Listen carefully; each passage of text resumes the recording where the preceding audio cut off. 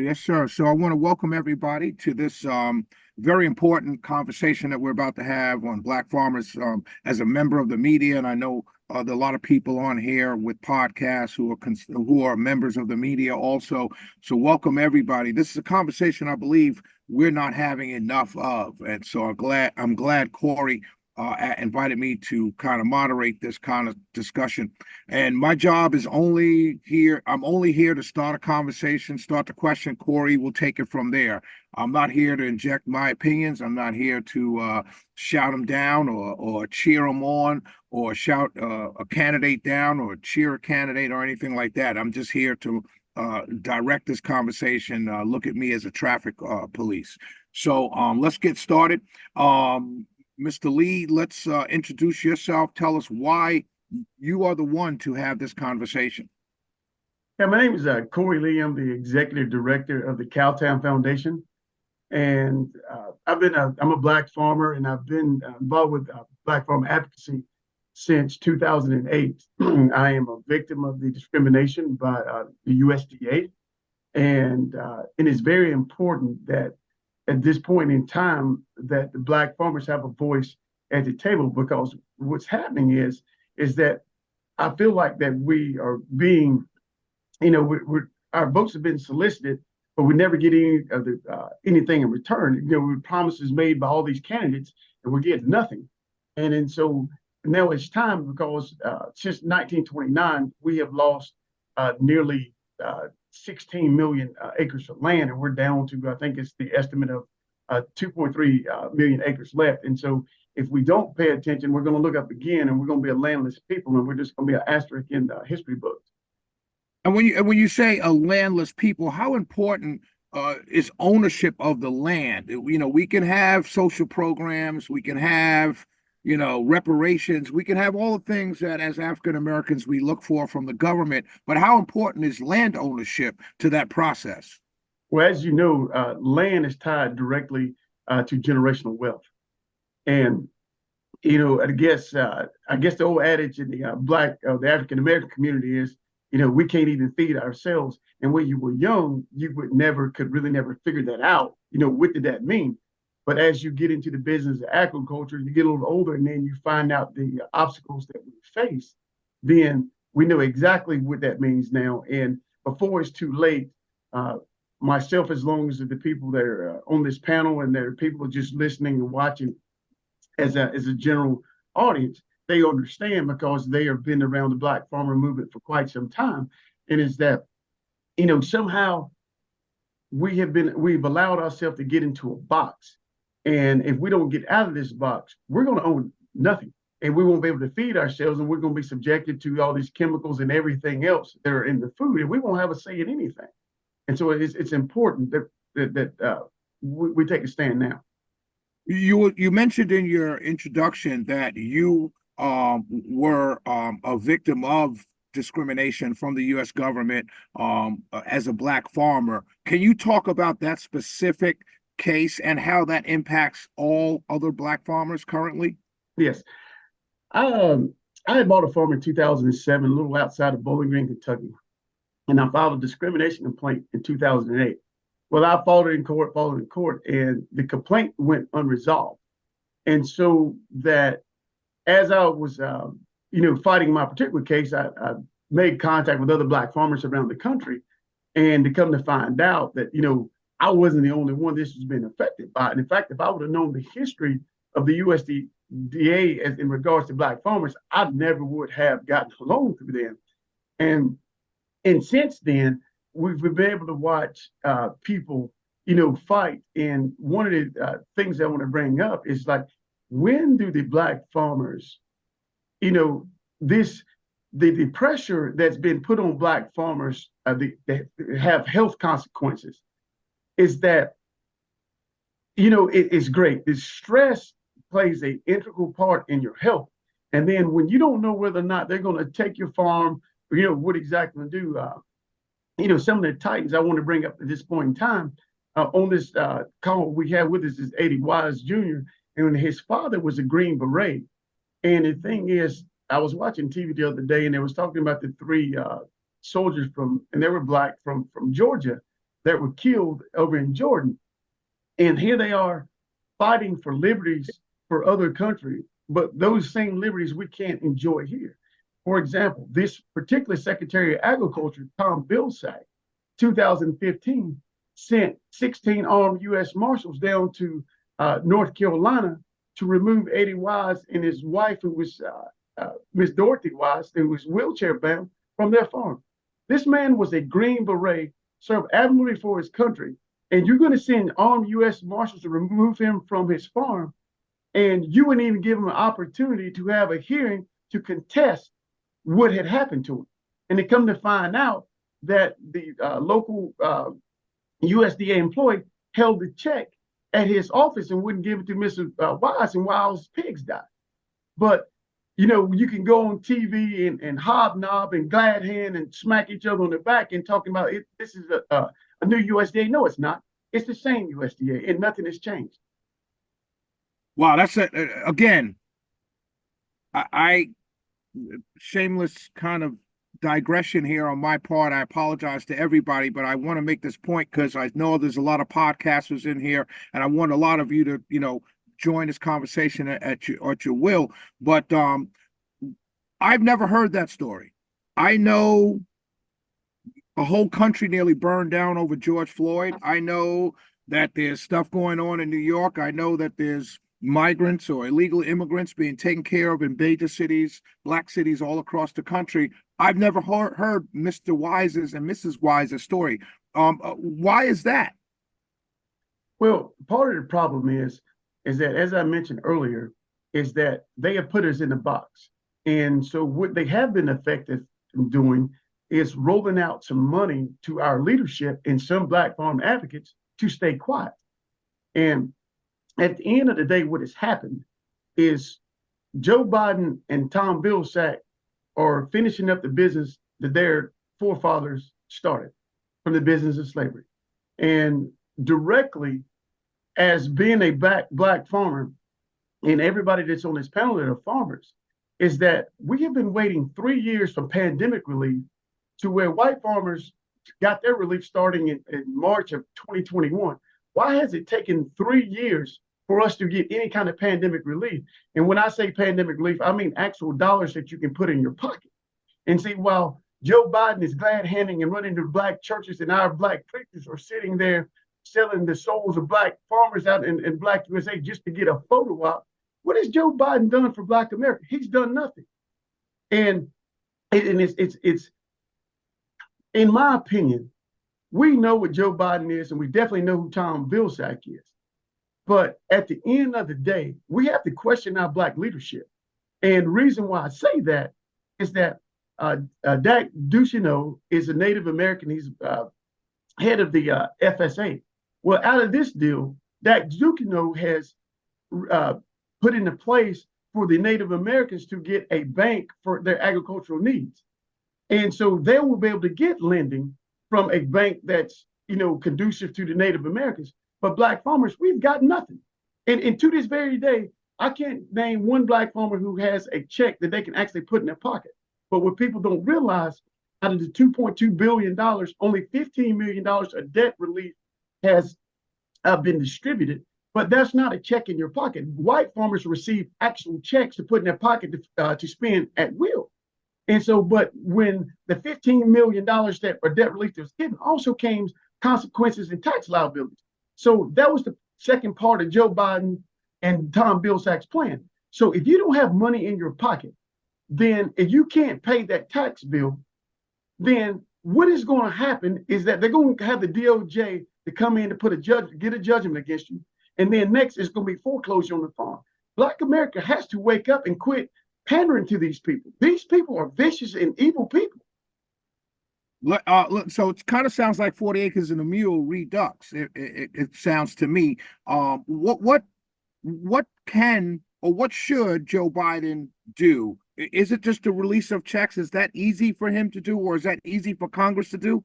Because, you know, I'm a conservative. Republicans control the House, a small majority. But is there something that we can talk to, or I could talk to my side about getting these checks released? Well, it's more to it than that. The beginning is to release the checks. But however, there are several lawsuits that's been filed where he actually can go in and settle those lawsuits. And because what I think the black farmers and ranchers need is that we need an infrastructure set up. So what they're guilty of doing is throwing out crumbs. And in these crumbs, we're not being able to compete. We don't have processing plants. We don't have feedlots. We don't have feed mills. We don't have transportation. We don't have the essentials to feed our own people. I mean, at the very least, to feed our own people. And and so we need to, as black people, quit demanding so little and demand so much more because we all know that Joe Biden cannot win 2024 without our votes. We all know it. He knows it. Only person that he probably could beat is Donald Trump. But the polls show as recent as yesterday, he may be able to beat Trump, but he's going to have problems against Nikki Haley. I saw Nikki Haley yesterday doing an interview with the Breakfast Club, which says a lot that she's realizing that, hey, you know what? I have a chance if I can reach out to black people. Let's break what the stereotypes are and let me go talk to them directly because some of our pundits have been wreaking havoc because she didn't answer a slavery question the way that he wanted to. But these same pundits also had Tom Vilsack on the show, and they were buck dancing. And while Tom Vilsack is ripping out the hearts and souls of the livelihoods and hopes and dreams of black people, you're buck dancing. That's not good enough. So let me, you mentioned Donald Trump. So taking out all the no labels, Robert F. Kennedy Jr.'s independent run, Green Party, all the other parties, just keep it Republican, Democrat, Trump versus Biden. If Biden failed black farmers, right? Trump was president for 4 years. What did he do for black farmers? Or is this a situation where black farmers gather together and make no decision on the presidential race because neither one helped them? Can you talk about that? It's interesting that you said that because Donald Trump didn't do anything for black farmers either. Under his leadership, I know of 1, 2, or 3 farmers that got some kind of relief, and that was due to Sonny Perdue and his connections down in Georgia, who was the Secretary of Agriculture prior. But, at the end of the day, the only president to do something for black farmers was Bill Clinton. And Bill Clinton actually sat down and had a 2-hour conversation at the White House with black farmers. And then through his administration, where they settled Pickford versus Glickman. The same thing could happen here, but Donald Trump didn't do anything either. I think the last president you spoke about being Republicans that did something for black farmers, and this any president, that was Abraham Lincoln. And that's when he created the People's Department, the USDA. Well, you talked about Nikki Haley's interview with Breakfast Club. I found it very interesting also that right going into South Carolina, which has a huge African American vote, you're on the Breakfast Club. And I just found the whole thing interesting. But you mentioned her. Has she, as governor of South Carolina, do you have any history or information that she did anything for black farmers in her own state when she was governor? Well, this is the thing that I don't have any information, but I do know 2 things. One, she brought down those the monuments in South Carolina, and 2, she was at least willing to go and have a conversation or give her side of the story, whatever they talked about on the Breakfast Club. She was at least willing to reach out to black people. So I don't have any information, but CJ is on here, and I would like for him to talk about the perspective from a young black person who's not a farmer, how he sees the situation was there too, because I don't want it to be just one-sided of me saying this. I want to see what CJ has to say about this kind of issue also. You want to, CJ? Yeah. Sure, I'll jump in. Yeah, I think I'm glad that somebody mentioned George Floyd earlier, because I think that goes back to the performative nature of the Democratic Party and the issue that they're having right now, because they make a lot of promises, but then when it comes time to deliver on those promises, we get kneeling in kente cloth, we get a lot of, just gestures, we get a lot of promises, and I feel like that's been emblematic of what's been happening to the black farmers. There's been no responsiveness to their voter base, the voter base that they need to win.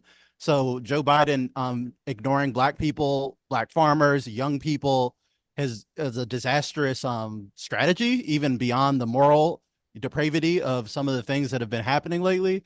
So I think it's a larger symptom of, is this party even serious? Like, as he said before, Donald Trump didn't do anything for black people in 4 years. So we need to find a way to make a coalition to make politicians actually responsive to their voter base.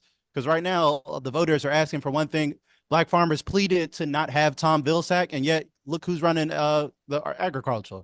We got Tom Vilsack, and it's going completely as predicted. So I think it's a larger symptom of politics, of politicians not being receptive to their base, not really having any respect, or not even really pretending to come through for black people in certain demographics anymore, where they just come and they ask for your vote every 4 years. But then when it comes time to deliver on the things that they promise, all we get is empty gestures. So I think that is a common frustration that we're getting from young Americans, black Americans, and a lot of, especially with the Democratic Party in general. So let me ask you this, CJ. This was going to be my next question. Great words there, great sentiment. How important, let me rephrase this. How can black farmers, secondarily black people, and in another way, another form, black men specifically, use these third parties, more parties than we've ever seen, more choices than we've ever seen? Green Party, Libertarian Party, independent run by RFK Jr., looking at no labels. So we seem like we have a lot of choices for the first time in our history. Can we, or how do we leverage, black farmers and everyone else that I mentioned, leverage those different options in order to push the main two options into doing what we want? Well, yeah, I Take think your vote away. Point blank. Didn't mean to cut you off, sir, but point blank, take the vote away. I've been dealing with Corey Lee on this for the last few multiple years, and he's reiterated the same thing that other individuals have reiterated. There are specific leadership groups within the community of farming that are always getting funds first and foremost. Within the first 5 days of that law being passed, he gave out 130 million, 60 million to one corporation, 70 million to another corporation. He could have acted within the first 5 to 10 business days of that law being passed and handled the settlements within the community. And he didn't. He sat back and allowed individuals and Trump cronies and special interest groups to go around and nitpick in certain federal courts across the country to file these lawsuits. When you say he, I'm sorry, Mr. Tutt. When you say he, which he? I'm talking about Secretary Vilsack. Vilsack. Okay, thank you. He gave the money to who he wanted to give it to, and then everyone else that law was supposed to help, he sat back and he waited. What law is that? And I'm talking about the first one, the first 4.4 billion that was supposed to go to black farmers for restitution for discrimination and other wrongs. Gotcha. And so within the first 5 to 10 business days, everyone he wanted to have money got their money within the first 5 to 10 business days. After that, he sat back and lawsuit after lawsuit in key federal courts across the country, they filed lawsuits. And those judges told the federal government, the USDA in particular and DOJ, either give us a response to this lawsuit or we're going to put an injunction in place. Then came from President Biden the issue of, well, we don't want to jeopardize other programs if we push forward with this to defend it. So as a laissez-faire, I'm gonna sit back and leave my hands off of it. Right. And the chips will fall where they may. We'll pick up something next go round. No knocking to Senator Warnock, but you had the chance. You spoke with the secretary right there. You asked him how many black farmers. He told you he didn't know. You know exactly how many there are. You can't sit there and say 50,000, 100,000. There are exactly less than 47,000 black farmers. He has the same information that I have or you have or anyone else that can go online. You receive the annual survey every 2 years. So the best way to nip it in the bud, take that vote. When you take that vote and they don't win, I'm pretty sure everyone will start paying attention to who wants what. It's real simple. When they jump to AICPA, the American Israeli lobbyists, they always cater to certain groups when they're all running for office. We've been doing this for how long? Right. I apologize. Finish off. Yeah, go ahead. I'm sorry. I didn't mean to cut you off. We've been doing this so long, ever since I got involved in politics when I was a a junior in college when they took money out of my check because they created the Medicare Medicaid Act. They passed a law, and now we're being taxed. Now there's a sentiment running around that Social Security is an entitlement, and it's not. It's taken from people's paychecks weekly, bi-weekly, monthly. But now the new game is it's an entitlement because that's the only section of the federal budget that is not budgeted, is that Social Security. That money rolls in every paycheck. And President Clinton's been the only one who has used it and put it back in Social Security. Everyone else hasn't. Other than that, I'm going to leave it hands off before I get worked up, because Corey get me fired up when I first met him, and the brother in Kentucky who lost his land and passed away because no one helped him. So let's follow this line. I want to ask you, Mr. Tutt, the one question. You said 60 and 70 million dollars was given to two corporations, but wasn't the money, the whole lawsuit was designed around small black farmers? So how did two corporations get it? I mean, I know how, but why? Ask Secretary Vilsack that question. Gotcha. When President Biden went to South Carolina, his campaign was dead in the water. Congressman Clyburn came in, gave him his backing, and boom, he was at the top of the ticket. He asked for a congresswoman from Ohio to be appointed as Secretary of Agriculture. Instead, he brought back what?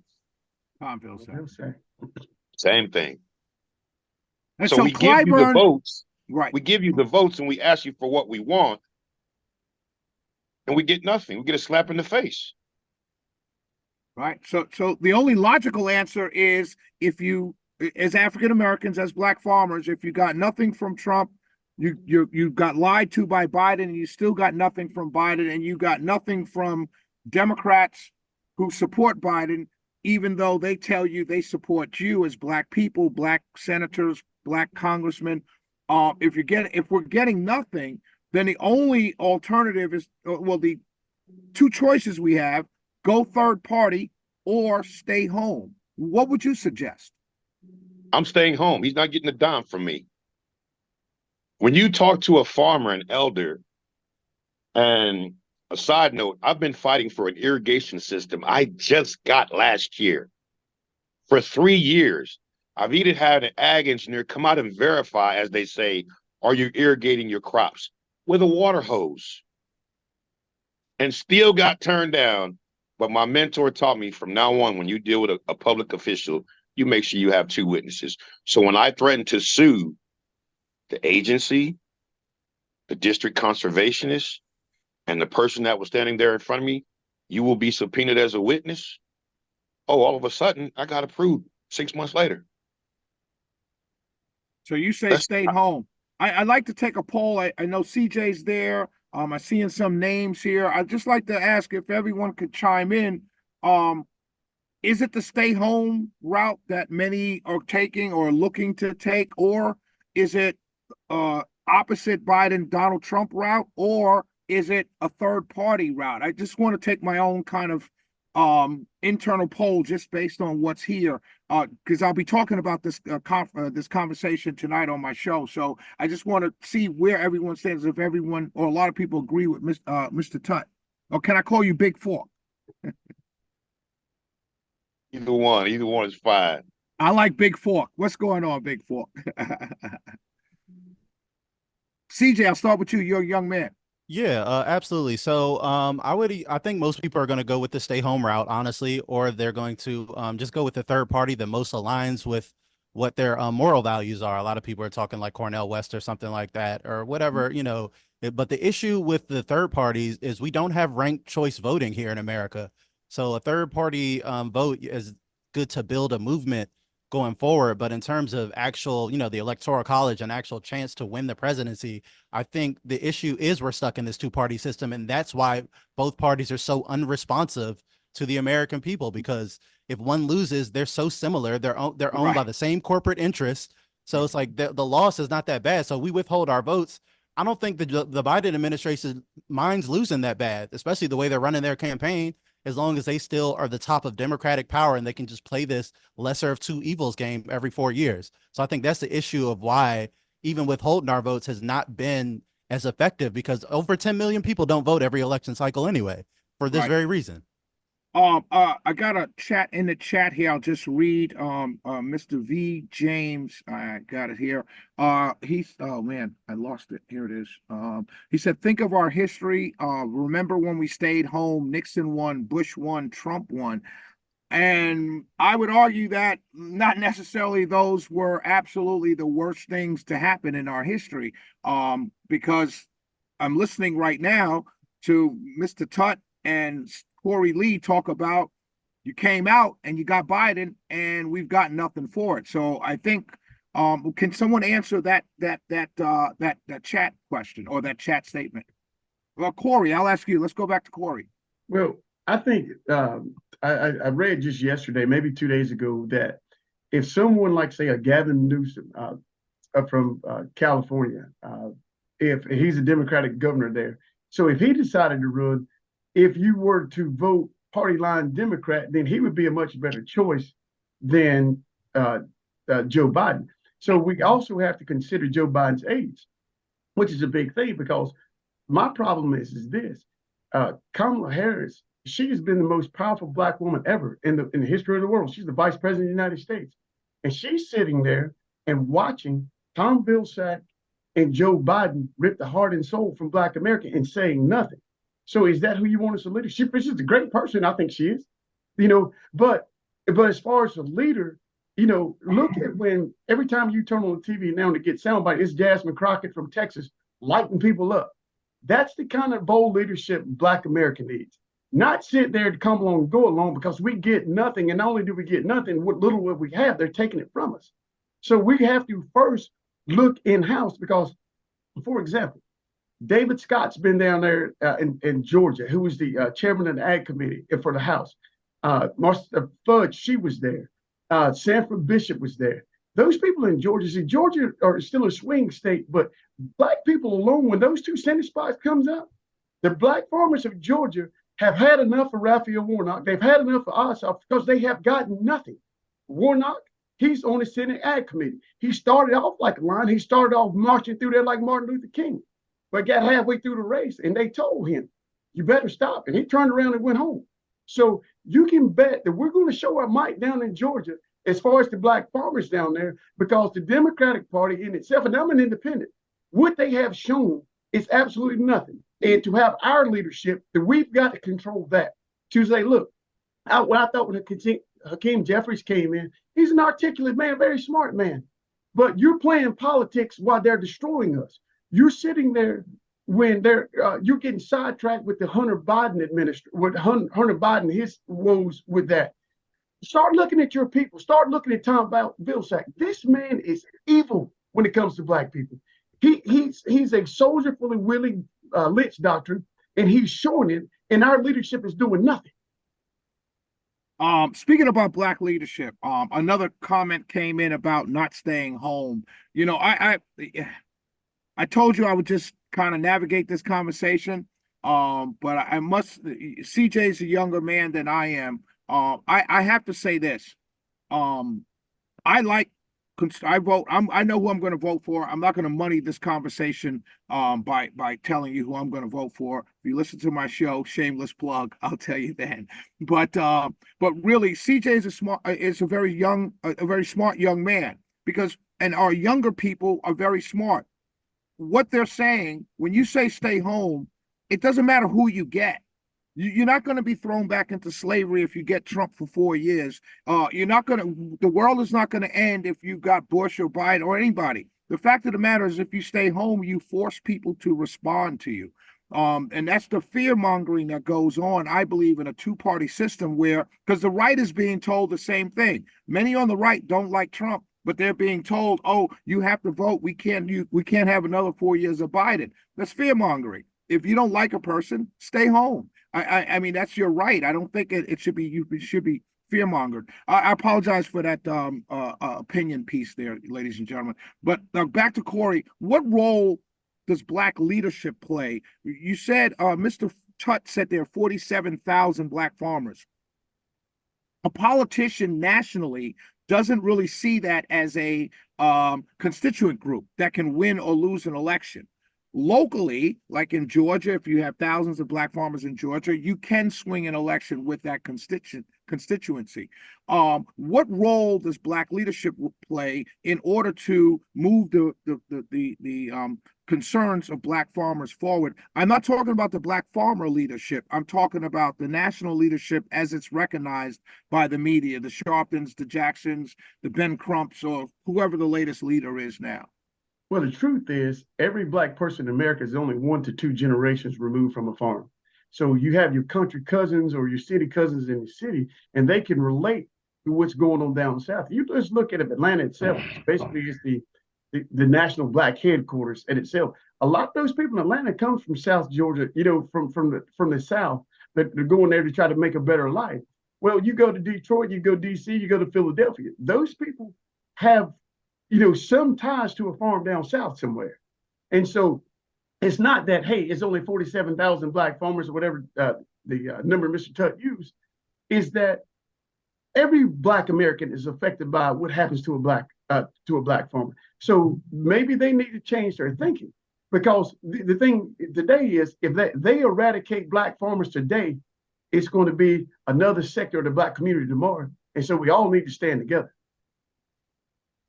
I want to ask one more question, then if it's okay with Corey, I'd like to take questions from everyone who wants to ask a question.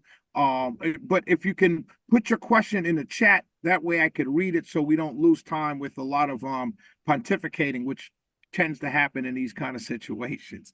The last question I'd like to ask of you, we have a large contingent of African Americans moving towards natural eating, natural foods, not necessarily vegan, but just they're recognizing the chemicals in the food. They're recognizing all our food is coming from 1 or 2 places, and people are starting to be aware of that. How important are black farmers to that awareness and that budgeting, what I would call budgeting food market within the black community? Is that for me or that for CJ? That's for you, Corey. I'm sorry. Yeah, sorry. And so, any other black farmer that wants to answer. So this is the thing. One thing that you can do is trust your neighbor. And so there are a lot of programs out there that's farm to table that's become very popular in the country.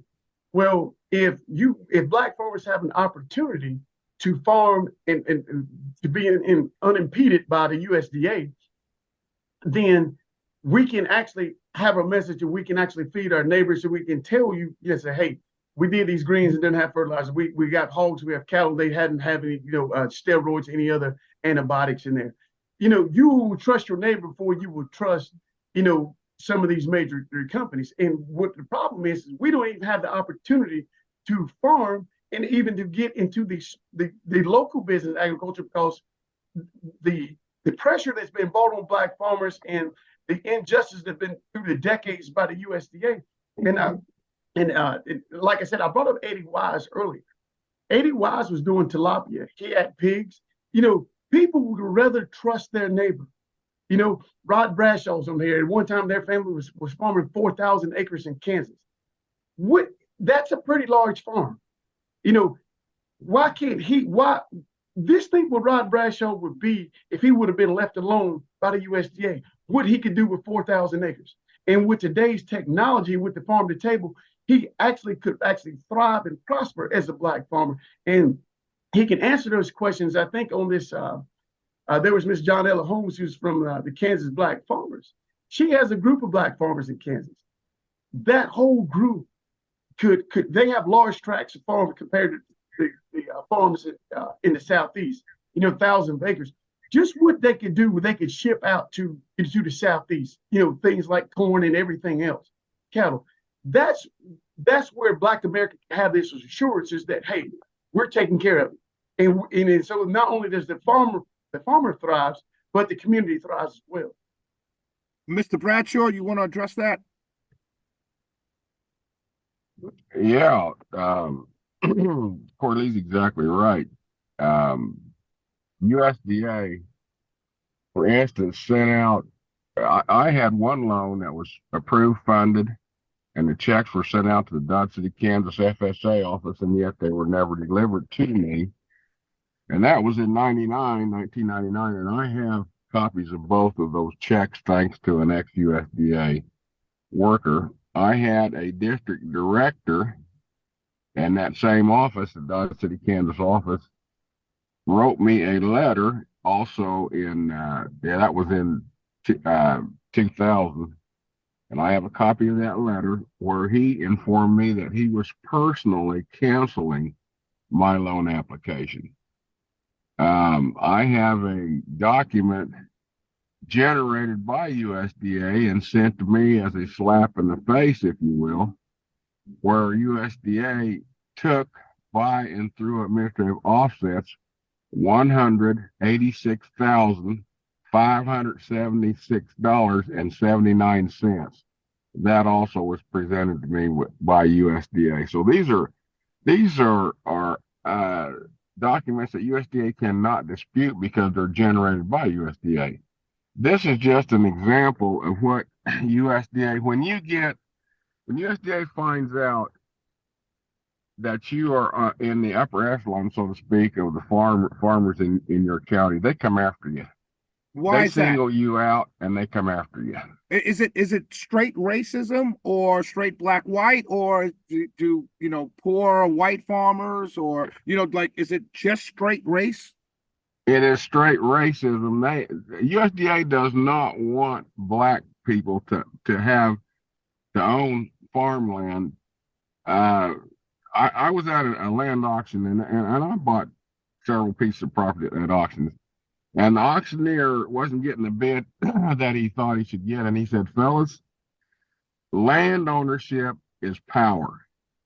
Anytime you own land, especially farmland, you have power. USDA doesn't want black people to have any power. They want you to remain under their thumb so they can control you. And this is what this is all about. It's about control. Can I interject this? Yes, go ahead. They told us, Miss Bryant, that we were getting too big. Hello, ma'am. Ma'am. Yes, I'm sorry. That's okay. Can you just tell a little bit about yourself? That way people know it's just not a lady, a fine woman, fine sister stepping in and just, can you just tell us a little bit of who you are and then go ahead and make a comment? Yeah, Evelyn Bryant from Pine Bluff, Arkansas. We farmed over 2,500 acres of land. And when we had our problem with FSA, it's because they told us we were getting too big. Now, what is FSA? Farmers.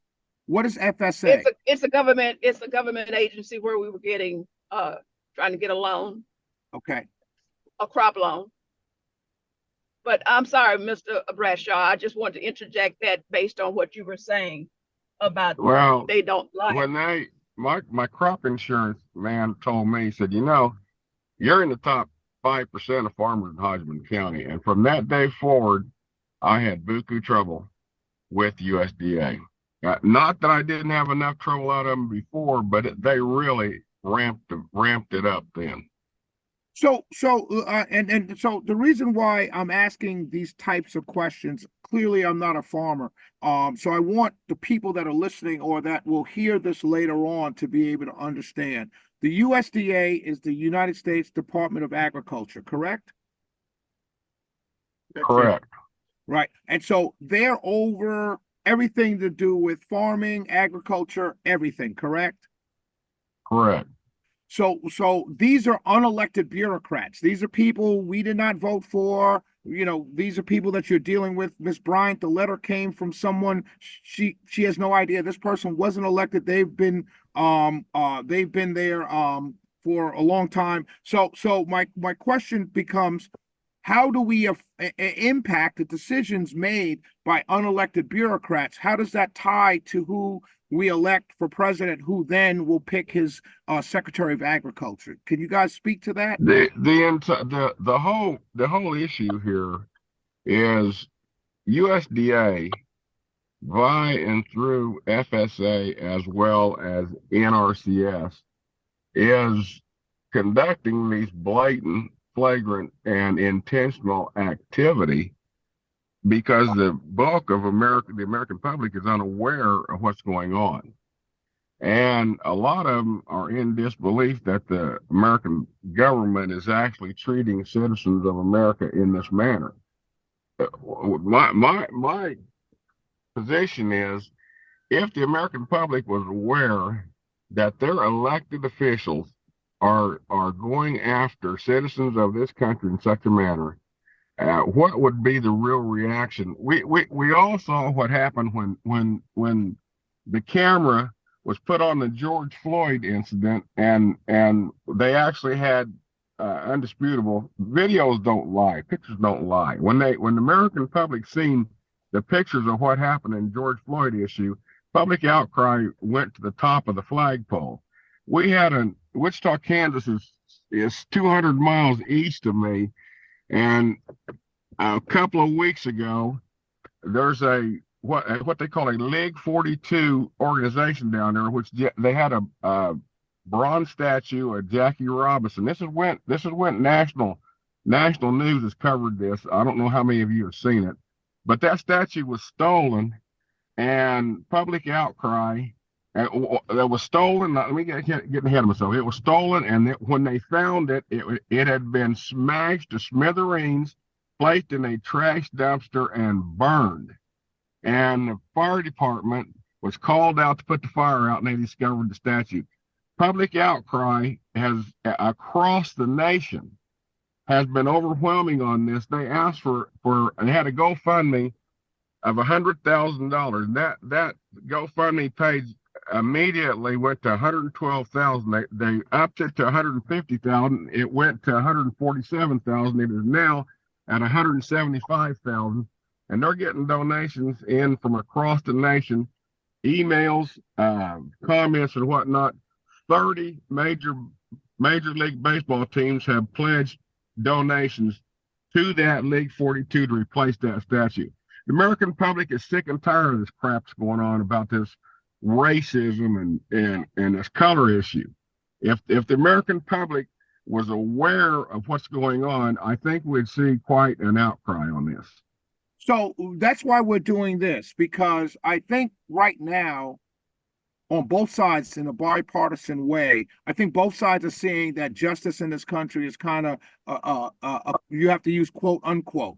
Conservatives who support Trump are seeing what they, pundits are calling two-tier justice system, which as Black people, we've always known it's been a two-tier justice system. So how do we message, and this is a key word, message, how do we message what Mr. Bradshaw and Miss Bryant, what Mr. Corey Lee, my good friend Corey Lee, is talking about? How do we message that to not only African Americans, but also to whites who are also small farmers who may not know this issue is going on?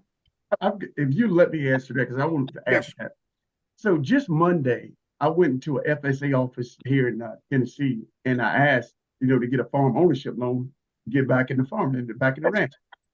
So Tom Vilsack, before he left the first time, instituted a rule: if you have not bought a farm in the last 10 years, that you were not eligible for a land ownership loan. Now, you look at the history of the systemic discrimination what has happened to Black farmers. Black farmers have not been in a position to buy new land for existing farmers in the last 30 years. So, that what kind of disturbs me the most about our Black leadership, because they are in these rooms when these rules are being proposed and it's saying nothing about it. Again, so now I can't get a loan through the USDA to buy another farm, but Joe Biden and Tom Vilsack can take $25 billion, that's what it be, and send it to Ukraine for their farmers to set up infrastructure over there. And not one single Ukrainian farmer can cast a vote for Joe Biden, but he continues to play these games with Black America. So now the farmers that think they're getting these checks and they want to go out and get back into farming stuff again, they can't even buy another farm. They'll give you a farm operating loan to go lease land from somebody else, but you can't go purchase one through the USDA. That's a systemic problem that we're facing. And that, when I say that our first problem is to look at our leadership, because they're in these rooms. But instead of asking Black farmers, okay, they're looking to propose these rules, how does it affect you? They go running back to Tom Vilsack. You running back to the source. This man is pure evil, pure evil. And everybody knows that. But Joe Biden, when all the black leadership suggested that he not appoint him as Secretary of Agriculture again, he did it anyway. Then this is what we're getting. 3 years later, not one black farmer has put a check in their pocket. And what they will have is tax liability, and they're coming for more than farms next time. Can I? Oh, yes, Mr. Jameson, go ahead, introduce yourself and go ahead.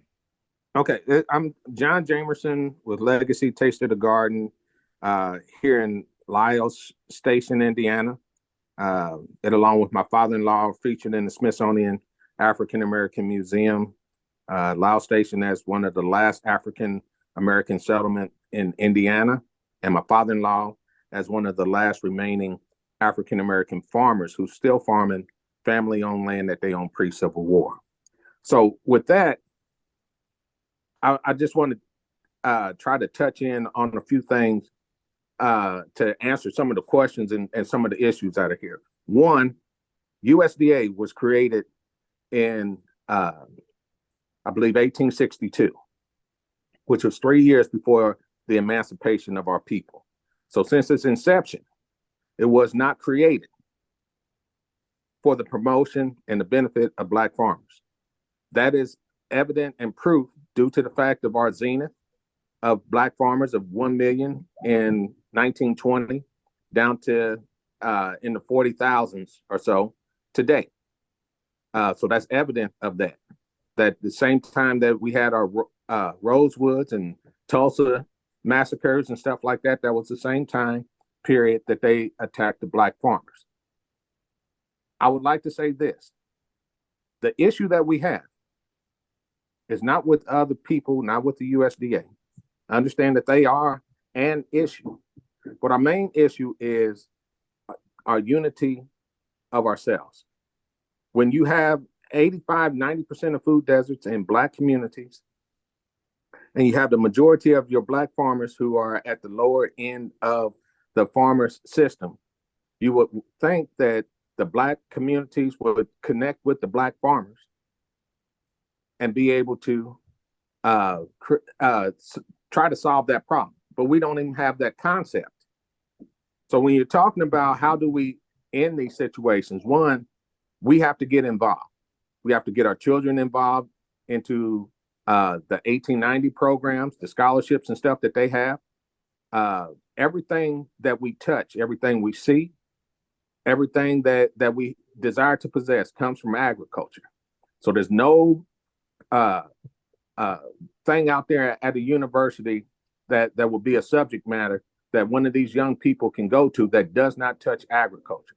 So when they go out there and look for these scholarships and stuff, and they're like, oh, well, that's an agricultural scholarship. Understand, farmers need doctors, they need mechanics, they need engineering, they need computers, they need everything from every angle that you can imagine deals with agriculture. And so we have to get our people in. When they get into those programs, then they begin to be indoctrinated, in a sense, into the USDA. That's how these other folks get their children in. That's how they know what to do for their families and everything else. We begin to put our youth into these programs and stuff. They begin to have influence. And the more people that we get in, the more influence that we have. But we have to take ownership of what we need to do for ourselves and start saying, I'm going to purposely spend my money with Black farms. We spend anywhere from $300 to $400 billion annually among our people on food and agricultural products. And if we decide to start turning that money over to our farmers and start turning that, partnering with our farmers to create our own food system and everything else, we can make a difference with our farmers and our communities. Thank you. All right. Thank you. I have a question here from Mr. Bradshaw. He said, why can't Black farmers go after the USDA in a lawsuit? So what was that? Here it says, Rod Bradshaw, why can't Black farmers go after the USDA in the same manner? Go after the USDA and sue. The question is, Trump just got a judgment, $83 million judgment leveled against him because he went after an 80-year-old white woman and ruined her reputation. USDA has been going after black farmers for how many years, ruining their reputation, ruining their health, causing issues that have ended up in death and whatnot. $65 million of that judgment was punishment for punishing Trump because he intentionally, flagrantly, and blatantly did it. USDA's been doing the same dadgum thing now for how many years? So why can't we go after them? If Trump can get 65 million, if this lady gets 65 million out of Trump, what kind of money can we get out of USDA? Right. So the question is to Corey, why should black farmers sue the USDA? Well, suing the USDA is one thing, but getting relief is another. These judges, you gotta understand, that's a federal agency, and the courts you're gonna sue them is a federal court. You're playing on their home field, and there's really no judge, black or white, interested in making a black farmer rich or making, because what happens is you've got the black judges that are afraid to buck the system because they won't get invited to the country club. Then you have the white judges. It took white farmers literally 30 days to stop $5 billion, and this has taken us 30 years to try to get something through some judicial relief. So the problem is, as we stated earlier, the media is not interested, even when black farmers file lawsuits. They don't want to tell that story. But if there was public outcry and then you could put a light on what's going on, then we'd have an opportunity. But what happens is the media, especially even the black media, they're not interested in black farmers suing the USDA. That's old hat.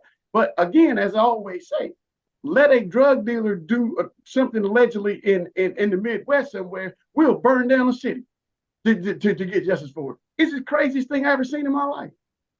It's interesting. Your answer basically is why Donald Trump has to pay 63 million or $83 million because a judge in New York that hated him already and a jury in New York that hated him already found him liable for defamation for calling someone a name. So your answer matches what started the question. Any last comments from anybody as we end? I'm assuming we're going to end now. Corey, do you want to make any last statements? Well, just if they would like to give a closing statement, and I'll finish at the end if that's okay. All right, let's start ladies first. Miss Bryant.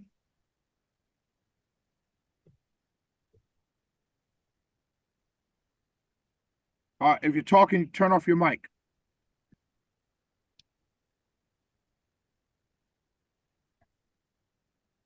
She might not be there. Yes. Okay. Let's go to. I see Commissioner Roy. Commissioner Roy, if you want to make any quick statements, and we can keep it kind of brief so we can get through everybody. Well, I'm traveling, and so I'm not sure if you can hear me well, but our family has been involved in this probably for the last 20 years, and we've definitely been harmed by the USDA, and we'll continue to fight in Louisiana. I appreciate all that you all are speaking of. We've been there, done that. We're still trying to go through it now. I got a friend right now, got a $200 million suit against the local farming bank and the USDA, and not sure, and then including Kamala Harris and the president in it right now. So, you know, we just fight this thing on a day-to-day basis, and hopefully God would help us through a lot of this, because it's a real issue. And, you know, we just need to get that information out. And the black media, I think, is very, very important in this. And I'm not saying that they have not been involved. The Black Law Institutes need to be involved. I challenged our Southern Law Institute to get involved, but many of those that are in the urban centers now, they have no feel for what farmers have done in terms of their legacy. It would not be Law Institute and 1890 institutions if it were not for the black farmers. So somewhere along the line, we're going to have to bring that to a reality. So that is where I am on that, and just have to keep up the fight. All right. Thank you. Let's go to this let me see, CJ, young man, CJ. Real quick, final thoughts. Sure. I think we need to rethink who our Black leaders are, first of all. Like, we're talking about who's sitting in the room and kind of supposed to be representing us in these inside circles. And it shows you how dangerous kind of the insider game is, and how DC corrupts a lot of people who go in with great intentions, but then end up playing the game, and then playing the game and end up just like every other politician. So I think we really need to, because even like an example before, someone like Jim Clyburn, for somebody in my generation, that's not a Black leader. That's not somebody we see as somebody who we hang on his word. And if anything, that's somebody who's been seen as an impediment to progress, to anything. So who are these Black leaders, and how can we get some new ones? We need some fresh leadership. And how can we start primarying some of these people, getting them out of there, as well as putting a pressure campaign on the real bosses of these politicians? The real bosses are not the voters, obviously, because they're not responding to us. It's the corporations. And again, I think someone mentioned it before, you got to take your dollar somewhere. And some sort of general strike, we can collaborate with other people. There's a lot of people with not making a living wage. There's a lot of people with no health care. All these type of groups need to collaborate and need to come up with some sort of general strike. I think that's the only thing that politicians are going to respond to, is in the money of their donors, because outside of that, they don't care. Well said, young man. And everyone recognize that we're the only people in this country, the only demographic group in this country that has so-called leaders. Well said, young man. I look forward to following your political progression. My good friend is on here. I've got to go to her. Excuse me, all of you, but my good friend Vivian Childs is on here. She's my mentor. So I have to go to her, Miss Vivian, as I call her. Any thoughts from you? I'm just so happy, Sheila, that we are having this discussion today. You know, I met Corey back, I think, in 2017. So I don't have much to say except that I continue to pray every day for the things that we are hearing and the things that are progressing. And if I can continue to be a door opener, that is what I continue to do. Thank you, Shelley. And thank you, Corey, and everyone else. Thank you, Miss Vivian. Miss Vivian and I, for those of you who don't know, I try to hide it, but I am a Black conservative here in Georgia on the radio. I vote conservative. I voted Democrat before, voted for Obama twice simply because he was Black, and voted for Trump twice. So just so you know who's moderating the conversation. Any final words from anybody else? Miss Bianca Flowers for the farmers here. She put her number in the chat. So please reach out to her and make sure you can get her story told. Before anybody else says anything, I'd like to say this to Mr. Corey Lee. If you can get me in touch with the Wise family, because I'd like to get their story on my show sooner than later. But any other comments before we shut down? Corey, last words. I'd like to thank everybody for participating today. I think it was a great discussion, a discussion that needed to be had. And we're going to continue to fight until we have nothing left. And eventually we're going to break through in the media, and hopefully that other people that look like us will be sympathetic to our cause and want to at least hear what we have to say. And that, you know, we can win this thing, and we're going to win this thing, but we have to stay vigilant. We have to stay prayed up, and we're going to get there. And to the USDA, I don't even know what to say at this point in time. 3 years is too long. It's too long to distribute these checks to Black farmers, but more so to the President of the United States. We rolled out a package, and we'll be sending over a settlement agreement to Mr. Merrick Garland. We need $75 billion to set up the infrastructure for Black farmers. You know, since 1862, it's been a long time y'all been doing this in. And Mr. Hakeem Jeffries, you're listening. We need to do better with our leadership, and the Black Caucus needs to push the agenda and to push for a settlement for these Black farmers so that we can continue to thrive. And I want to thank everybody once again. And Shelley, thank you so much. Thank you all. Have a wonderful day. God bless everyone, and thank you very much for everything. Thank you.